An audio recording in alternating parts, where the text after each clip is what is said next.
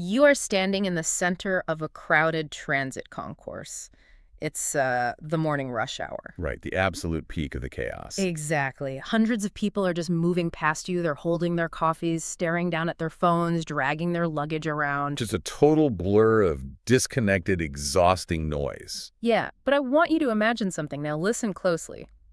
Beneath the screech of the trains, beneath the overlapping conversations and the shuffling of shoes, there is a hum. A really specific kind of hum. Yeah, it's vibrating just below the threshold of human hearing. Like it is settling into the architecture of the room itself, and it is just waiting. And I think the truly terrifying part is what happens when you finally notice that hum. Because it isn't a threat. No, it's not. It is an invitation. Okay, let's unpack this, because today we are going into a space where the doors of your consciousness are just thrown wide open. Oh, absolutely. It's a dark one today. We're analyzing a deeply unsettling narrative from the YouTube channel, The Midnight Curator. It's a piece titled, "They Started Spreading It on Purpose." Such a chilling title. It really is. And the mission for our deep dive today is to explore this massive, chilling shift in a theoretical world. We're basically tracking a transition from individual autonomy to a horrifying, perfectly synchronized collective. Which completely upends everything we assume about losing control. Right, because usually when we imagine mind control, we picture an invasion, like a hostile takeover. The Borg, the body snatchers, that sort of thing. Exactly, something forcing its way into our brains and making us act against our will. Yeah, we view mind control as an assault. That is the traditional sci-fi trope, But this narrative strips away the external domination. It does. It asks an entirely different question. Right, it asks, what if the loss of agency isn't forced?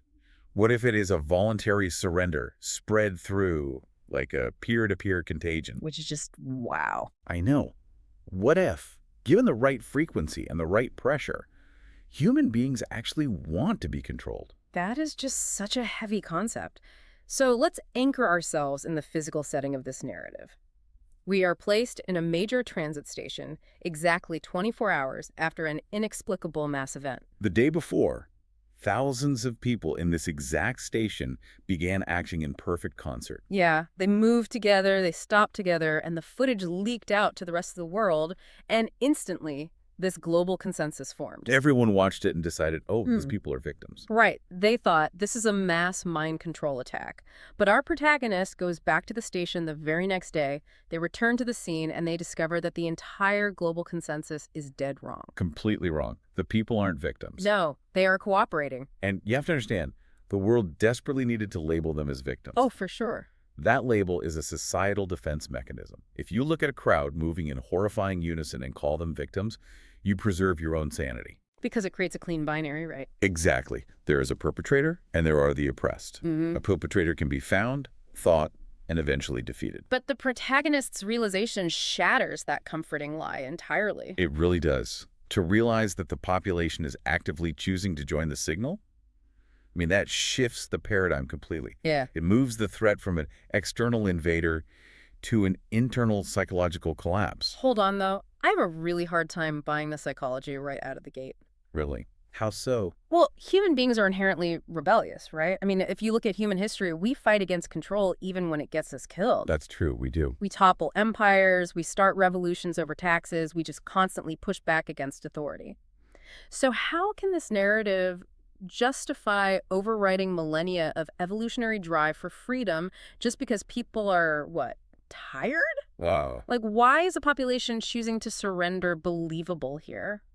Because you are looking at freedom purely as an asset and ignoring the fact that freedom is also an immense cognitive burden. Psychologists and philosophers have studied this for decades. Look at Erich Fromm's concept of escaping freedom. Right.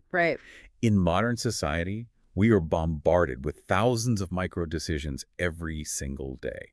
We have to curate our identities, navigate complex social hierarchies, manage financial anxieties, and process just a relentless stream of digital information. It's exhausting just thinking about it. It is. The brain is constantly running predictive models to survive the day. The sheer weight of modern autonomy is exhausting.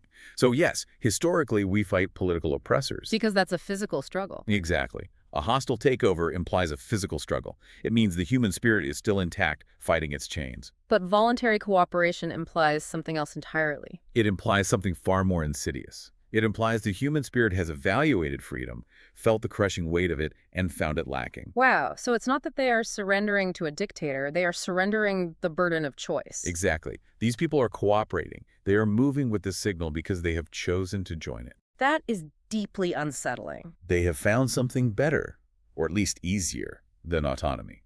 They aren't being dragged into the dark.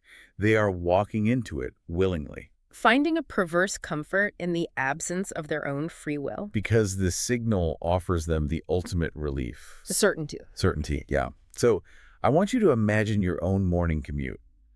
Think about the numbing chaos of the crowd. Just getting on the subway or the bus. You get your coffee, you put your noise-canceling headphones in, you avoid eye contact at all costs. You move through the city in this predictable, isolated bubble. We all do it. We rely on that disconnection to feel safe. But what if that chaos was just camouflage? The protagonist realizes that the signal hasn't left the station. It didn't pack up and move on after the big event. It stayed right there. It has settled into the architecture. It is vibrating just below the threshold of hearing, like I said, hiding in the mundane rhythm of the morning rush. What's fascinating here is the concept of a threat hiding within a baseline of normalcy. Yeah, talk about that baseline for a second. Well, in threat detection, whether you are in cybersecurity or psychology, you look for deviations from the baseline. You look for the anomaly. Right, like someone running when everyone else is walking. Exactly, or someone screaming in a quiet room. The brilliance of this contagion is that it doesn't create erratic behavior. It creates optimized normal behavior. Perfectly optimized. It masks itself perfectly within the baseline of human activity. It weaves itself into the empty spaces between people. And to find it, the protagonist has to stop looking for the big dramatic signs.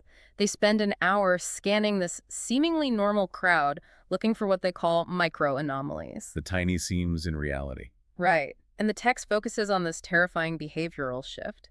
The protagonist realizes the infected people aren't just calm. There is a specific stillness to them. Yeah. It is the difference between reacting to an environment and anticipating it. But practically speaking, how does a brain even do that? It's tricky to grasp at first. Like, how do you isolate a threat that looks exactly like a tired commuter waiting for a train? To understand how terrifying that shift is, we really have to talk about the neuroscience of predictive processing. Okay, hit me. The human brain is essentially an inference engine. It doesn't just passively receive sights and sounds. It actively predicts what is going to happen a fraction of a second before it happens, just to save energy. Because reacting from scratch every time would be too slow. Exactly. When you walk down a busy street, your brain is predicting the trajectory of the people around you. If someone suddenly bumps into you, that is a prediction error. Oh, I hate when that happens. Right. Your brain has to fire off a bunch of sudden, chaotic signals to react, rebalance your body, and assess the threat. That reaction takes energy. It is messy. It creates a slight hesitation, a micro-flinch. I love that term, the clumsiness of being human. Right. The micro-flinches are what make us human. But what happens if a signal links every brain in the room? Oh, man. Suddenly, the prediction error drops to absolute zero. If you are synced with the environment's internal logic, your brain no longer has to guess what the person next to you is going to do. Because you are part of the exact same network driving their actions. Exactly. You stop reacting. You start anticipating flawlessly. Which would look completely uncanny. The terrifying realization for the protagonist is that the people who are infected don't look like brain-dead zombies. They look perfectly normal, but they lack that organic clumsiness. They're just slightly too still. Slightly too efficient. They are moving with a terrifyingly lucid focus because they no longer have to process the chaos of the world. The signal is doing all the processing for them. It's like watching a stage play where the actors suddenly stop pretending to be surprised by the dialogue. Because they are intimately aware they're just following a script. That transition from reacting to anticipating is chilling because it is practically invisible, and the protagonist finds exactly what they are looking for. They finally spot a node. Yeah, they lock on to a specific man they recognize from the previous day. This man is sitting on a bench, his hands are folded. And he's just watching. He is watching the commuters with that exact, terrifyingly lucid focus. He isn't blinking. He is just waiting for a prompt. So the protagonist approaches him. This is where it gets so weird. Right. And when they speak to this man, the response he gives is not human in the way we understand it. The mechanics of this interaction completely redefine the nature of the infection. The text says the man's vocal cords produced the response, but the resonance was wrong. He speaks with a measured, crystalline authority that seems to bypass the protagonist's ears entirely. It lands directly in their mind. It's so deeply unsettling. But here's the most disturbing part of the encounter. When the man stands up, the protagonist looks into his eyes and sees that his original personality is still there. It hasn't been wiped away at all. No, it is sitting right there, just behind his eyes, smiling. And it's not a vacant, manipulated smile. It is the genuine, eerie satisfaction of someone who has finally found a purpose. He wasn't a shell. He was a partner. That distinction changes everything. If we connect this to the bigger picture of how science fiction traditionally handles assimilation, we usually see the destruction of the ego. Like the Borg. Think of the Borg from Star Trek, or the pods in Invasion of the Body Snatchers. The individual is erased, hollowed out, and replaced by the collective will. The human body just becomes an empty vessel for an alien intelligence. Exactly. But this signal operates on a far more sophisticated and terrifying logic. It doesn't erase the host. It uses the host's consciousness, their intelligence, and their memories as an amplifier. It makes sense, actually. If you wipe a brain completely blank, you lose all the contextual data that makes a human being useful in society. You lose the camouflage. Right. It's like a corrupted software update. When your computer gets a virus, the most dangerous malware doesn't just wipe your hard drive clean. A wiped hard drive is useless. Can't do anything for the hacker. The truly insidious malware keeps your operating system running. It keeps your personal files intact. It keeps your email contacts, your saved passwords, your browsing history. And it uses all of that personal architecture to optimize its own distribution. It weaponizes your network against your friends. Using your own tone of voice. That is an excellent way to conceptualize it. The signal needs those tools. It needs the host's intellect and social awareness to broadcast its directives with precision. Because if they acted weird, they'd be stopped. If the host acted like a mindless drone, they would be immediately identified as a threat and isolated by society. By keeping the personality intact, the personality becomes the perfect invisible delivery system. It's so smart. The signal uses the host's innate understanding of human social dynamics to spread undetected. And the fact that the host feels genuine satisfaction. That they feel they have found a purpose. That makes the betrayal of human autonomy practically seductive. The host doesn't feel violated. They feel actualized. They feel like they've finally been handed the instruction manual to life. And that brings us directly to how this thing actually spreads. This is the peer-to-peer aspect. Because it doesn't spread through a bite or, a blood transmission. It spreads through a masterclass in decentralized anxiety. The infection begins to chain react across the transit concourse. It's not one big booming voice over a loudspeaker taking control of the room. No, it's a series of independent, highly localized triggers happening simultaneously. Over at the ticket kiosk, a woman calmly tells the person behind her to stand still. Just a normal interaction almost. Over near the stairs, a teenager commands a group of tourists to look at him. It's neighbor to neighbor. The text explicitly points out that there is no single broadcast tower. Instead, the signal uses a peer-to-peer network. Every single person who complies instantly becomes a new node, sending out their own cascading wave of instructions. If we look at this through the lens of network theory, the structural resilience of this contagion is staggering. Staggering is the word. In a traditional centralized network, like a hub-and-spoke model, there's a single point of failure. If there is a broadcast tower or a singular queen bee alien, you can locate it, bomb it, and the entire network collapses. The drones just fall to the ground. But in a decentralized peer-to-peer network, there is no center. Every single infected individual is both a receiver and a transmitter. There are nodes and edges operating simultaneously. Exactly. The signal fragments and replicates perfectly across thousands of autonomous points. You cannot eradicate it without eradicating every single host. And the overlapping commands create what the text calls an inescapable logic. Right. If one person tells you to stand still, you might ignore them. But if you are surrounded by a dozen people, all speaking with that calm, crystalline voice, perfectly synced, issuing subtle, overlapping directives, The cognitive dissonance of trying to resist would just shatter your resolve. eventually, the entire network snaps into a rigid grid of perfect unison. The chaos is instantly organized into flawless mathematical structure. It's a terrifying beauty in a way. But why humans? I keep coming back to this. Why are we so vulnerable to this specific type of acoustic psychological virus? The man on the bench actually explains the underlying mechanism to the protagonist. He reveals that humans have an innate biological drive to follow a calm, authoritative voice. So it's baked into our DNA. The signal doesn't have to break down our defenses, Yeah. because it isn't fighting us. It is biologically weaponizing our own evolutionary survival mechanisms. How so? Well, humans are apex social creatures. We survive the harshness of the ancestral environment, not by being the strongest or the fastest, but by forming incredibly tight, coordinated groups. We needed the herd to survive. Deep-seated within our neurobiology is a herd instinct. In times of crisis or when cognitive load is dangerously high, our brains are hardwired to seek out leadership. We look for a calm, authoritative presence that can bypass our panicked critical thinking and just guide us to safety. It reminds me of the underlying terror of the Milgram experiment. Well, perfect example. People are willing to inflict pain on others if an authority figure in a white lab coat calmly tells them to continue. We defer to the calm voice. We want someone else to take the responsibility. Precisely. The signal exploits that exact vulnerability, but on a massive, decentralized scale. It doesn't present itself as an alien conqueror. It presents itself as the ultimate parental figure. Wow. It bypasses the prefrontal cortex, the part of the brain responsible for logical, independent thought, and taps directly into the limbic system. Just whispering to our exhausted brains, you don't have to worry anymore. I have the answers. Just follow the rhythm. It uses our deepest desire for order against our desire for freedom.